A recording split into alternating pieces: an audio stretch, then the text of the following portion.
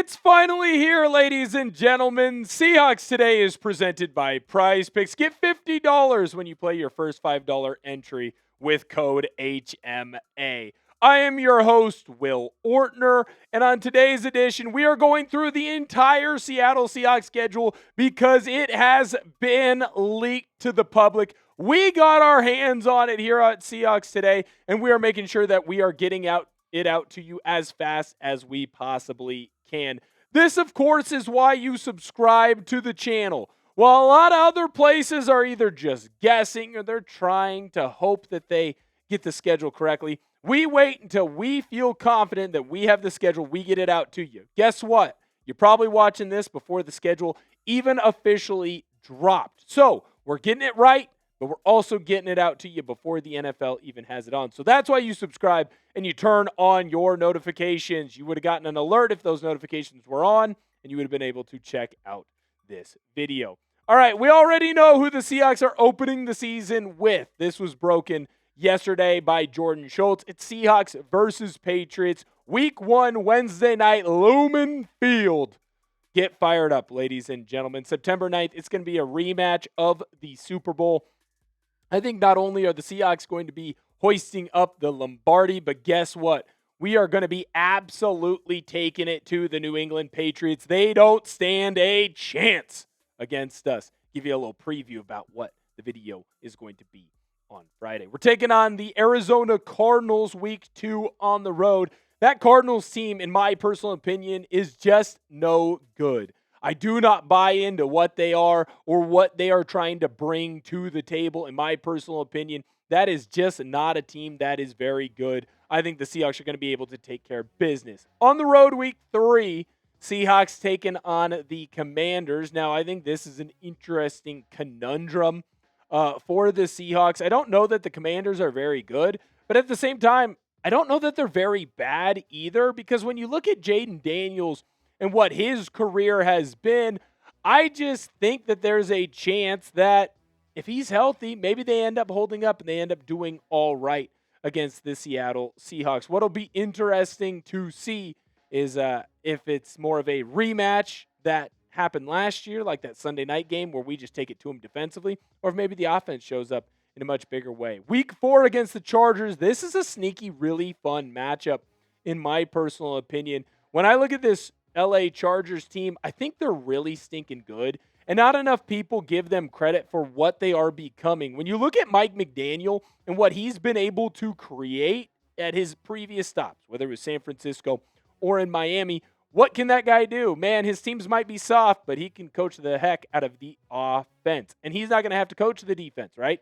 He's going to be someone that's just coaching the offense. When you look at that Chargers team, by the way, it's actually going to be the spitting image of what the Seahawks are.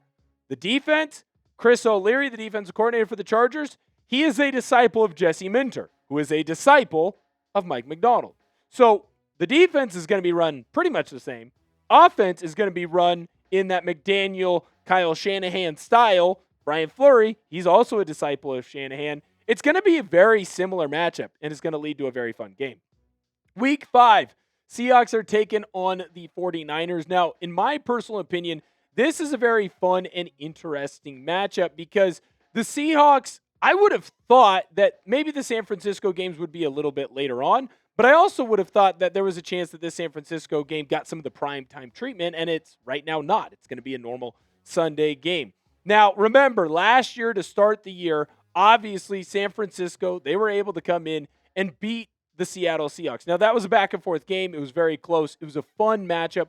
But I know that Mike Macdonald and the rest of that Seahawks crew, they want to get revenge because, yeah, you beat San Francisco to end the year and then in that divisional round. But there's still something special about holding on to that home turf during the regular season and really starting a momentum chain there. So I do think that there is a really good shot that the Seahawks end up taking care of business there and really trying to send a message. It's not going to be like that game was in the divisional round. I think it's going to be closer to the first time around or really that second time around, in my personal opinion.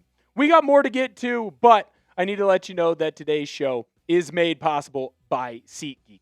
When it's time to get out of the house, there's not many better options right now than a ball game. And with SeatGeek being MLB's official ticket marketplace, Your tickets are fully guaranteed and instantly fulfilled in your account after purchase. Now, here's the cool thing. SeatGeek, they've got Seattle Seahawks tickets already right up there. You can go and get yourself some. But if you are looking for something to do before the season gets started with football, you can use SeatGeek to go to a ball game. You know, the special lady friend and myself, we love going to Rangers games here in Dallas. We're looking at potentially going to see the Rangers take on the Astros, going into that back end of the stadium, try and catch a home run ball, maybe enjoy a glizzy or two. Whether it's a Seahawks game with a special lady friend or a Co-Wetzel concert with the boys, SeatGeek has your back. Each ticket is rated on a scale of 1 to 10, so you know you're getting a good deal. So look for the green dots. Green means good, red means bad. And of course, I have a code for you guys. You can use code CHAT10 for 10% off your next set of tickets at SeatGeek. That's 10% off any tickets with the promo code CHAT10. Make sure you click the link in the description to download the app and have the code automatically added to your account so you can use it later. Thank you, SeatGeek. We got another fun matchup, Week 6 against the Denver Broncos. That's going to be a Thursday night football matchup in Mile High. Crazy environment that the Seahawks are going to have to go down there. And there's definitely a chance that the Seahawks put themselves in a position where, hey, you got to make sure that you get the boys some oxygen because that Broncos stadium is very difficult to deal with. Week 7, Kansas City Chiefs, Sunday night football. Kenneth Walker returns to Seattle for the first time since he left. He's had some not so nice things to say about the Seattle Seahawks. I also love that this game is a Sunday night matchup, not just because you are going to have Kenneth Walker and the rest of that Kansas City Chiefs team show up, but you're also going to have Patrick Mahomes in that matchup. He's probably going to be 110% after his injury that he suffered this year. So I think it's nice that the NFL kind of pushed this game back a little bit, let him get to 100% health. Going to be a fun game. Those games against the Chiefs always are. Week 8, Monday Night Football against the Chicago Bears. Another game that's going to be really exciting. A game that, in my personal opinion, we are going to see a very fun matchup between the two teams. I think what's also interesting with this Bears team in that Monday night game is that you are going to have a real back and forth affair here. This is a Chicago Bears team that, while I think they may take a step back, they're only going to take a step back because their schedule gets a little bit more difficult. And, hey, the Seahawks, they're going to be fun. Really getting after it with them, and I think that the Seahawks have a really good chance to really put it on them. So far, we're through, 8 weeks or so. So that means we've been through 8 games because no bye week has popped up yet. What game are you most excited for next season? Let me know down below in the comment section. Very interested in what you have to say. I'm telling you right now, there's going to be some big-time games on this roster. I really think that the Seahawks will end up playing, in my personal opinion, maybe the most difficult schedule. And I think that there is a very good shot that the Seahawks end up probably with the best game. Probably the best game is going to be against the Rams. It just feels like it's going to be that way. At least that's where I'm going to go with right now. Maybe not the most difficult schedule. My knee-jerk reaction and producer Searle's knee-jerk reaction was, that's pretty difficult schedule. It's a little bit more brutal than what Sharp Football Analytics might have told us. A game that won't be difficult. Week 9 against the Arizona Cardinals. They're buns. That's all I have to say there. All right, Week 10 against the Las Vegas Raiders. This is a fun matchup because, of course, the Seahawks are going to end up taking on our former offensive coordinator, Clint Kubiak. Now, the Raiders last year, they were the worst team in the National Football League. They will not be that next year. They're not going to be a good team, though. That's not a postseason team. That's not a postseason roster. It's a better team. It's a coaching staff that I think is much improved. It's a quarterback room that I think is much improved. Geno Smith is you-know-what. But I certainly do not think that the Raiders are going to be able to beat the Seahawks. That could be a fun game to go to, though. Week 11, Seahawks finally get their bye. I like having the later bye week. Seattle gets rest later on instead of having to have it earlier, and I think it lets a lot of guys get healthier for this team. San Francisco on the road, Week 12 against the 49ers. Another fun matchup. There, I think the Seahawks returning to the scene of the crime where not only did they beat the pants off of the 49ers I think it was also a really good spot for the Seahawks to return to the scene of the crime for that Super Bowl victory. Week 13 versus the Cowboys. That's just a fun matchup because, well, it's the Cowboys, and it's always fun going up against them. Week 14, Seahawks are going to be taking on the Giants. Giants, another team that I think will be improved. John Harbaugh over there, but I certainly do not think that the Giants are going to be all that good. Week 15 against the Eagles, that's a Saturday affair. I think that is more set up so that the Seahawks could be in a good position to play Week 16 against the Rams on XMAS. Of course, interesting matchup, going to be a lot of fun. I think that this is going to be the best game. Here's that Christmas Eve slate. Obviously, Seattle and the Rams, that's going to be the very late game. Also, that Eagles game and Seahawks game being on a Saturday was made specifically so that way they could play these games and get the proper amount of rest. Week 17, you've got the Seahawks taking on the Panthers. Hey, it's back-to-back years, Seahawks and Panthers. Actually, back-to-back years, Week 16, Week 17, exactly the same, 25 and 26. Week 18 is going to end on the road, SoFi Stadium, taking on the Rams. Hopefully that is not the end of the season for the Seahawks, but hopefully the Seahawks season does end in SoFi. It's a little bit of a more difficult schedule for the Seahawks than we would have thought. We got more to talk about here in just a moment, but I got to let you know that today's show is made possible by Prize Picks. I have a season-long lineup right now when it comes to the football action.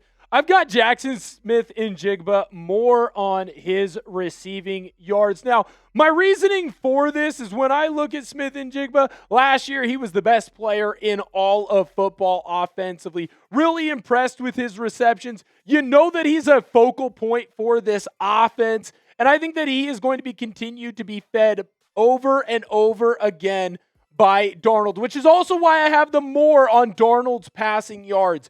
In my personal opinion, when you look at this offense, Darnold got more and more comfortable as the season went on, so he was able to find more and more open receivers. Obviously, I think JSN is going to do very well. I think Darnold is going to do very well. That's why I have the more on both of them. Matthew Stafford, I have the less on him. Why? I feel like that team down south, they're just going to run into more and more issues. In my personal opinion, I don't think that offense is going to be clicking on all cylinders like it has been in the past. In my personal opinion, I just believe that that team is going to end up going to the wayside. Play alongside all of us at Chat Sports. Get $50 when you play your first $5 entry with code HMA. Link is also available in the comments and description of today's video.